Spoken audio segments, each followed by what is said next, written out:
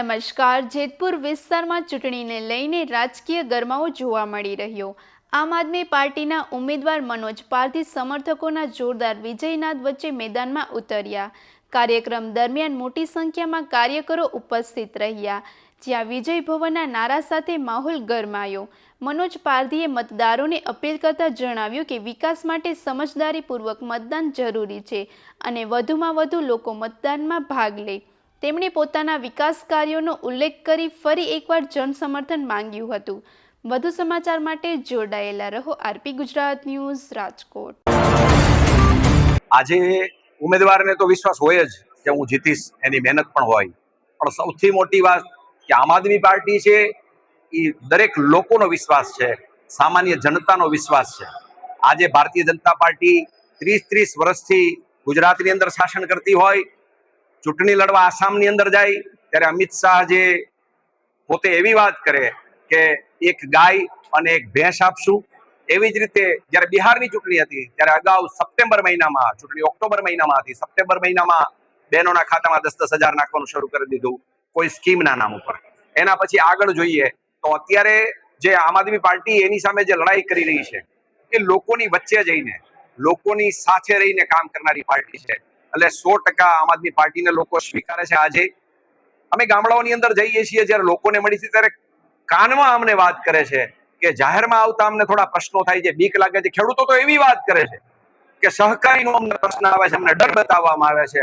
અમે આમ આદમી પાર્ટીની સાથે જ છીએ, કારણ કે આજે ભારતીય જનતા પાર્ટી પાસે એક પણ મુદ્દા ઉપર બોલવા માટે કોઈ વસ્તુ નથી. જેમ કે આવી જાય ભારતીય જનતા પાર્ટીનો કોઈ પણ કેન્ડિડેટ, કોઈ પણ નેતા, મોંઘવારી ઉપર વાત કરવી છે, શિક્ષણ ઉપર વાત કરવી છે, લોકો આજે જે ગુનાખોરી વધી છે એના ઉપર વાત કરવી છે.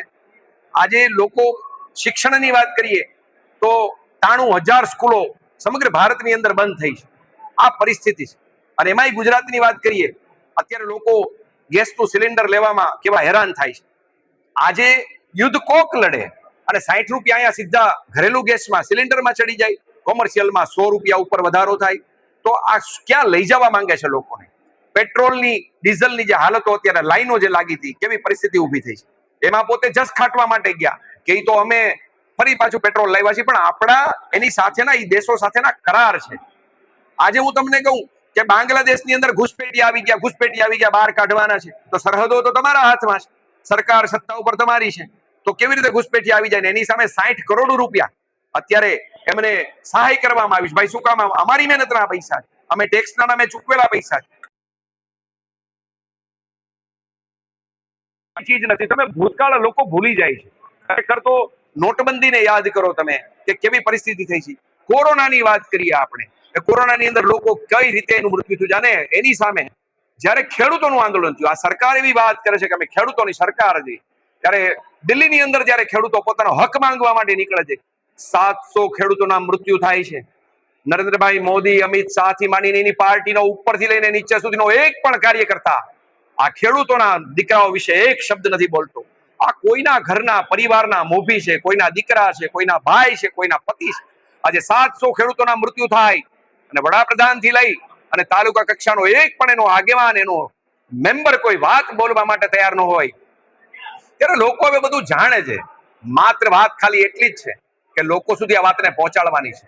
અને આજે એક વિશેષ જે મતદારો છે એને વિનંતી કરવી છે કે કોઈ પણ પાર્ટી ગાંઠિયા ભજીયાનો પ્રોગ્રામ કરે તો જોજો, કારણ કે આ મેણું છે, તમારી ઉપર મેણું છે કે ગાંઠિયા ભજીયા ખવડાવી દો ને એટલે બધું ગોઠવાઈ જાય. આ મેણું ભાંગવાનું છે. આ ગુજરાતની જનતાએ મેણું ભાંગવાનું છે કે અમે એના માટે નથી, અમારા બાળકોના એજ્યુકેશન માટે, ખોટી મોંઘવારી ન વધે એના માટે થઈને, આવનારા સમયની અંદર ખોટી ગુનાગારી, દાદાના દીકરા નવા પેદા ન થાય, એની ઉપર કંટ્રોલ રહે એના માટે થઈને આ દારૂના હાટલા ચારે બાજુ ખુલી ગયા છે. આ ચારે બાજુ તમે જુઓ દારૂ દારૂ દારૂ થઈ પડ્યું છે.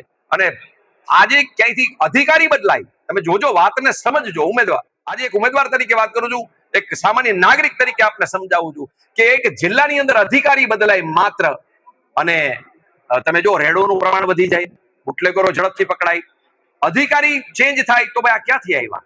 આ બધા પહેલા નહોતા? આ પહેલા કેમ નહોતા પકડાતા? એટલે આજે ગુજરાતના યુવાનો છે એને વ્યસનોમાં ગરકાવ કરી દીધા છે.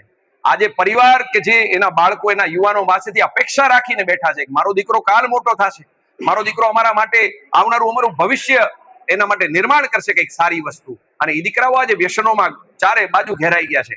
અને એવી આજે સરકાર 30 વર્ષથી જે માત્ર વાતો કરે છે. આજે મને એવું સાંભળવા મળ્યું કે કઈ ભારતીય જનતા પાર્ટી વિજય વિશ્વાસ સંમેલન કરે છે. પેલા લોકોનો વિશ્વાસ